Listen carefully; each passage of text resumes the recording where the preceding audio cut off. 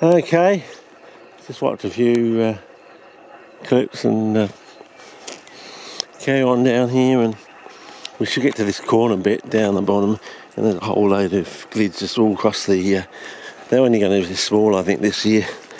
It's just been as I said, unless they get a good dump down the rain, a bit like, as I said, it's all like WA, you know, you got the monsoonal dump down, happens like mid-March, and then you can have like 4 to 6 weeks of nothing really, and then you get the old drizzly days. It is a bit windier over there. It's also a little bit warmer, 21, 23. So you got a fast, a more dominant growth rate then. Also the sand grain sizes. Yeah. We go down this section here. There's a big load of boulders and stuff down here. All these pelties over here. Auric there. Auric. I can just tell, Oh, it's also the colour. Geez, have they cut this back or something? Or are we slightly too far up or something? On one sort of, I don't know. No, there's the fence. It's a bit weird. Wonder if we can find the same the same rock that's in the other video sort of thing. Oh, it's a bit of a strain on the old knees. Getting old, brother. Yeah, I'm sure we came down to this sort of fence line, but there was some fence postage in there beforehand. I've got a lovely shot of one of these things with moss on it, and quite nice because there's more green earlier on in the season. And I reckon this is it roughly. They moved a rock or something. I think there was, almost it seems like there was a rock there or something, Or is it that one there? I don't know. Yeah, I don't know. Or are we just one sort of notch over or something? I don't know. I don't think so. But as I said, you could just move on through here and you never know what you're going to find. But let's see if we can find some of these glids that were so noticeable a few seasons ago before I went to WA. I think it was 2017 or something. Because I went to WA in Planty. Okay, so yeah, I can give it a week, but it's going to be touch and go. Touch and go. There's a whole load of glids on the ground. Yeah, 1, 2. Oh, yeah, came in through there, I reckon. Yeah, there's a few glids on there. Not too many. Maybe glid heaven has become glid hell, I don't know. There was a whole load. Sort of. I don't know.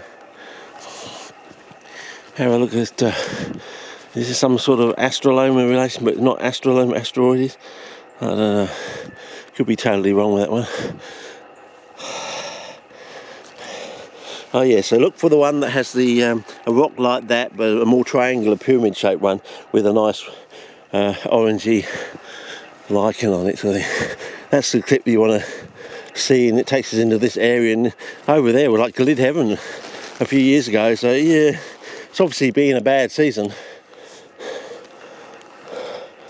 Okay, and somewhere back here, I did a bit of filming with the coins a few years back. With the old camera. Jeez, they look crappy now. I thought I was doing my best work back then with the previous camera. Yeah, I think that's what we've been in southern Aberland, we've been kept back for quite a few years, and, Tony Abbott wanted us to go back to the 1950s sort of thing. We didn't know, we just want to send him over to America, down to Gitmo or wherever. They're doing the popcorn execution, I think. That'll take care of that fellow. Oh, it's just like Dr. No, No, can't do this, no. But, yeah, I think the whole world has woken up. Basically, half our lives have been wasted. It's all like, you can't do that, but we can. We can do it, but we want all your knowledge, and we want you to pay us for your knowledge, and we want to put our name on your knowledge. ones that you're paying us for. Oh, that one's getting a little bit chunky. I see, well, I am on spot color and bugger. So all those other things down there, I don't know how close we can go. If it's actually going to focus at all. Yeah, I reckon about a third thicker out, or a third thicker out of carbo. Yeah, so there is something to it.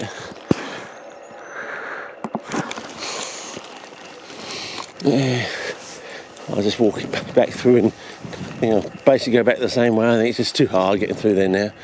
Yeah, I did it early on in the season, and you need some clear vistage, I think, to get out of some of these places. So, it's dead. Don't worry, it's dead, fellas. It's dead, Dave. Yeah, Red Dwarf reference, one of my son's, if not my son's favourite comedy programme. He's got all the DVDs and the specials, and he's watched them all, and he can quote everything. So basically, he used to watch them with his mum as well. So I was sort of see that one's on the John Wayne there. I learned it by osmosis, I think. Okay, back for this. A bit of a cool wind coming. Back to these glids again. A few others. But as I said, you can go up to 50 cents piece size, or a little bit bigger, and then they colour up. As I said, in WA they seem to go through an extra stage that you don't get here, because the season's just not wet enough and long enough, or wet enough and long enough for them to go through that extra little cute stage, which I'd love to get under the camera. But yeah, look at that area there compared to other areas. Obviously a little bit of seepage and stuff going on there, but I think I'm going to get there with the buckets. So I think all my work over the years is slowly coming together, and I'm going to have something extraordinary to put down in print. I think this is going to drive everybody crazy. I think I'm going to meet a man with a mark on my back or something, you know, because I don't know how to write it. Do I say they were playing silly buggers or something? You know, the commercial places and all the stuff, you know, seaweed extract and all that sort of stuff, and you know, pelletized material that eventually never expanded. You just dropped into a bucket. You put your little 5 litre satchel in the bucket, wettened it up, and it just remained at 5. You know, the pellets broke down, but it was just remained at 5 litres. So you were thinking, oh, it's a bit pricey, almost twice the price of what it should be, but I'm going to get 20 litres out of it, so it's almost value for money. Put it in the bucket, you've done your dough, and it's only a quarter what you thought you were going to get, half the volume. So you pay twice as much for something you thought you were going to get for a quarter of the price or something. And you've already done your dough. And of course it's all wetting up in a bucket, you can't really take it back and say, oi, what's going on here? So, yeah. I think there's a whole plethora of other anecdotes and stuff, and it's not just me, there'll be other people out there. Once I come out with stuff, everyone else will have their own personal set of anecdotes, if they're still here, you know. Have they waited just long enough for everyone to die off? Well, hopefully someone's left something behind in their will. So, yeah. But I think it's going to be surprising how simple it is to grow them, how quickly they're going to grow, how colourful they're going to grow, and how easy it is to make one simple little mistake and bugger it all up. I think that's what's going to be the catch. You know, some people will think, geez, I was right on the right path and I just made this silly little error and all the plants died or something like that overnight. Sort of thing. Had I not made that silly mistake, waited a week or so, everything would have started growing, and by the end of the season, oh Jesus, I'd be eaten out of house and home. I'd have to sell off my greenhouses. Just be too many, give them away. I don't know, but it might be something a bit like that. So, so I think it's going to be an extraordinary time. Like, you know, you're going to double the size basically of everything, like double the size of a Capensis, double the size of the standard Adelaide sort of thing, you know. Yeah, your Saracen is going to be like starting off at 120 centimetres, or you know, things like your Flavas and things. And we're going to learn that the giant minor is not giant. It's just if you grow it properly, that's the size it grows to, something like that. You know, and all these giant forms, all these colour forms are all interrelated to actually knowing what's actually going on, sort of thing. So I don't know whether you can have big and sort of strange colours.